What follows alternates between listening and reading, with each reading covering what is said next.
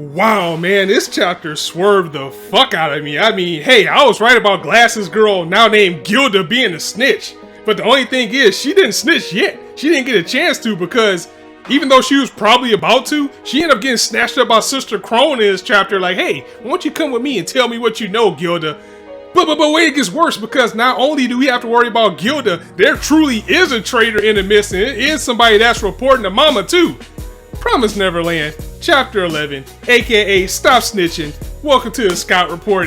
Man, time is getting closer and closer for his escape plan, as we got about 9 days left, because I think an entire day has went by in this point.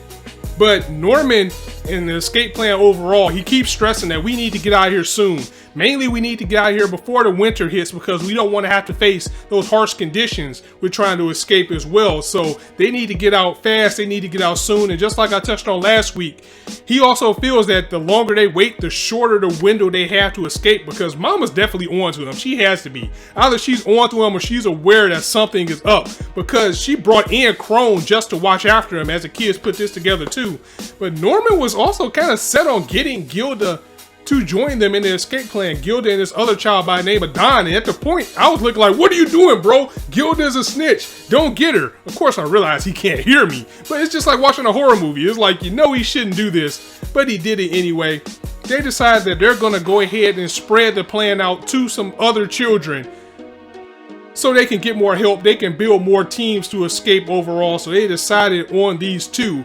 And Emma decides to tell them that we're not going to tell them the truth. You know, we're not going to tell them that Connie died or got killed and Mama's behind it. We're going to tell them that Mama is shipping people off to a bad man who's basically selling them, just saying it's like a human trafficking type of thing, and not that they're getting eaten by some fucking demons.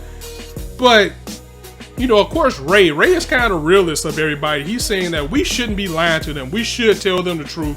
And you know, Norman is down for anything that Emma wants to do, because he wants to make sure everybody gets out safe too. He's a little bit smarter than her, and he's not as naive, but he is still on that same page saying that I will do whatever I can to make sure we get out. So basically, they decide to tell the plan, and this Don guy's cracking up. He's like, what? No way. It's no way that Mama's selling us to these drugs traffickers or these human traffickers or anything like that.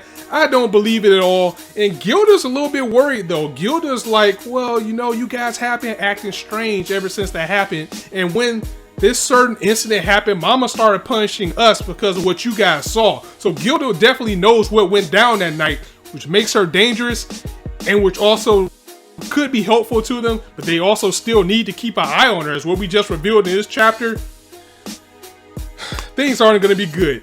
Good thing Norman's on top of it as always, as because he said, you know what, it's a high possibility that these two could be the snitch. So this is what we're going to do. Remember, we got the ropes hidden away, and the ropes are what we're going to use to escape.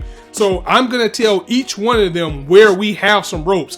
One is under my bed, and another one is like somewhere high up. So he told Don that it's a set of ropes under his bed, and Gilda, he says it's going to be a set of ropes somewhere up here, up high, that you have to find where they are. But however, they're going to take a set of ropes themselves and put it away. And it's a good contingency plan, because if one of these, or in this case both of these people, are a snitch, at least they still have a way to get away. It's just going to be a little bit bothersome if one or both of the locations have been exposed. Things definitely aren't getting better, as we're beginning to see these kids break down a little bit. I mean, we've already seen Norman become a little bit unhinged, trying to topple Mama, which I don't think he's going to be able to do.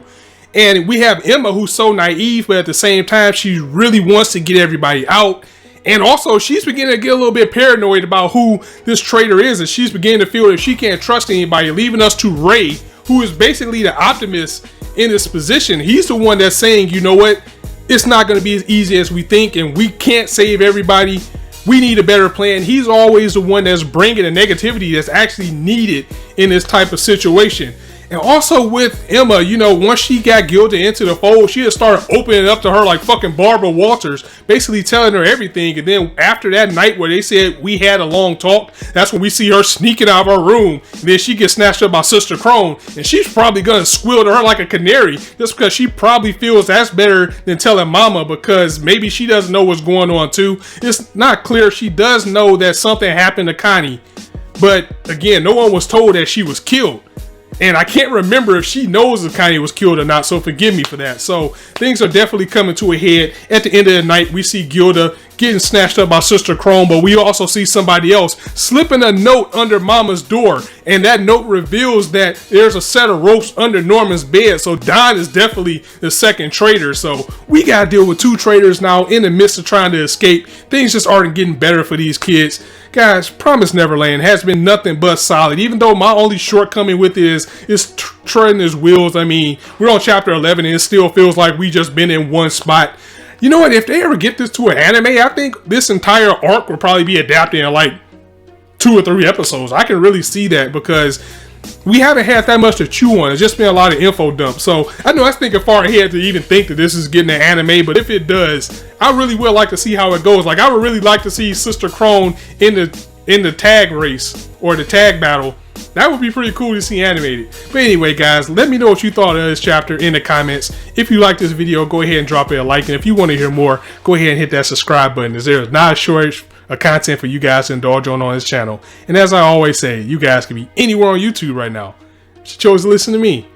I really appreciate that. So thanks for stopping by. On that note, it's your boy Infrar-Ed signing out. See you soon.